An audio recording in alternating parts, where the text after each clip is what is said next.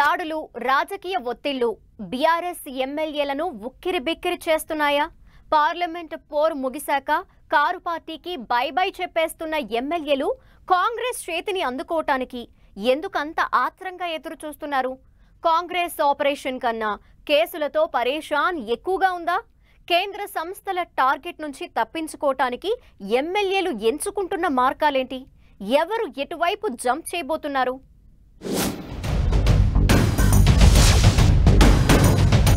కారులో కల్లోలం రోజు రోజుకు ఎక్కువవుతోంది.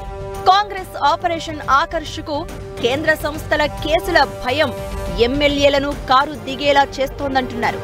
ఇప్పటికే 6 ఎమ్మెల్యేలు హస్తం తీర్థం పుచ్చుకోగా మరో 2 లైన్లో ఉన్నారనే ప్రచారం ఆసక్తి రేపుతోంది. ఇవాళో రేపో ఆ 2 గోడ దూకేయడం ఖాయమనే ప్రచారమే ఎక్కువగా వినిపిస్తోంది. అయితే ఈ 2 కాంగ్రెస్ లోకే వెళ్తారా లేక కేంద్రం అండ కోసం బీజేపీ గూటికి చేరుతారా అన్నది సస్పెన్స్ గా మారింది. పార్లమెంట్ ఎన్నికల తర్వాత బీఆర్ఎస్ నుంచి వలసలు మొదలయ్యాయి. మాజీ స్పీకర్ పోచారం శ్రీనివాస్ రెడ్డి, ఎమ్మెల్యేలు సంజయ్ కుమార్, యాదయ్య వరుసగా కాంగ్రెస్ గూటికి చేరారు.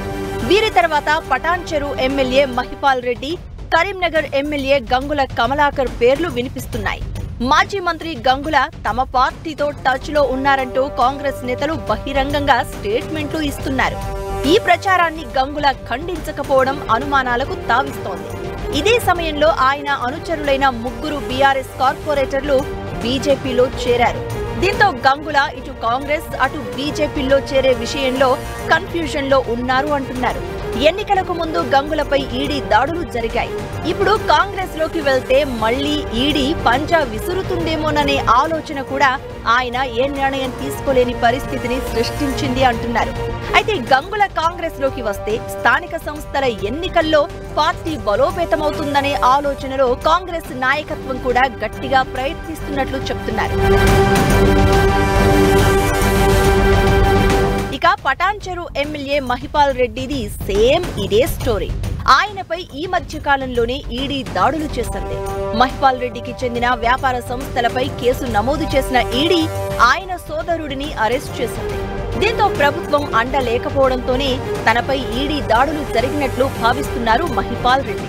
ఇక అప్పటి నుంచే ఆయన పార్టీ మారతారనే ప్రచారం మొదలైంది. ఈడీ దాడుల అనంతరం మహిపాల్ రెడ్డిని బీఆర్ఎస్ సీనియర్ నేత మాజీ మంత్రి హరీష్ రావు పరామర్శించారు. కష్టాల్లో తోడుంటామని భరోసా ఇచ్చారు. కానీ తన వ్యాపారాలు కేంద్ర దర్యాప్తు సంస్థల దాడులను దృష్టిలో పెట్టుకుని పార్టీ మారే విషయంపై మహిపాల్ రెడ్డి సీరియస్ గా ఆలోచిస్తున్నట్లు చెప్తున్నారు. ఇప్పటికే ఆయన ఒకసారి సీఎం రేవంత్ రెడ్డిని కలిశారు. అప్పట్లోనే మహిపాల్ రెడ్డి పార్టీ మారతారని ప్రచారం జరిగింది. కానీ నియోజకవర్గ అభివృద్ధి కోసమే తాను సీఎంను కలవాల్సి వచ్చిందని అప్పట్లో వివరణ ఇచ్చిన మహిపాల్ రెడ్డి ఆలోచనల్లో మార్పు వచ్చిందని సమాచారం. ఈడీ దాడులతో గతంలో కాంగ్రెస్ లో చేరి ఉంటే ఈ పరిస్థితి వచ్చేది కాదని సన్నిహితులతో చెబుతున్నారంటున్నారు. మొత్తానికి 2 ఎమ్మెల్యేలు బీఆర్ఎస్ ను వీడే విషయంపై ఓ నిర్ణయానికి వచ్చినట్లు పొలిటికల్ సర్కిల్స్ లో చర్చ జరుగుతోంది. పటాన్ చెరు ఎమ్మెల్యే మహిపాల్ రెడ్డి కాంగ్రెస్ లో చేరే విషయంలో మంత్రి దామోదర రాజనరసింహతో చర్చలు జరుగుతున్నట్లు చెప్తున్నారు. మంత్రి నుంచి గ్రీన్ సిగ్నల్ వచ్చిన వెంటనే ఎమ్మెల్యే మహిపాల్ రెడ్డి కాంగ్రెస్ కండువా కప్పుకునే అవకాశం ఉంది. ఇక గంగుల కమలాకర్ మాత్రం 2 పార్టీల్లో దేనిలోకి వెళ్లాలనేది తేల్చుకోలేకపోతున్నట్లు చెప్తున్నారు. రాష్ట్రంలో అధికారంలో ఉన్న కాంగ్రెస్ లో చేరాలా, కేంద్ర మంత్రి బండి సంజయ్ తో సఖ్యత కోరుకోవడం ద్వారా కరీంనగర్ లో మరింత బలపడేలా బీజేపీని ఎంచుకోవాలా అన్నదానిపై అనుచరులతో చర్చిస్తున్నారు గంగుల. ఏదేమైనా ఈ 2 కారు దిగేయడం ఖాయమంటున్నారు. ఎవరు ఎటువైపు వెళ్తారు అనేది 1-2 రోజుల్లో స్పష్టత వస్తుందని అంటున్నారు.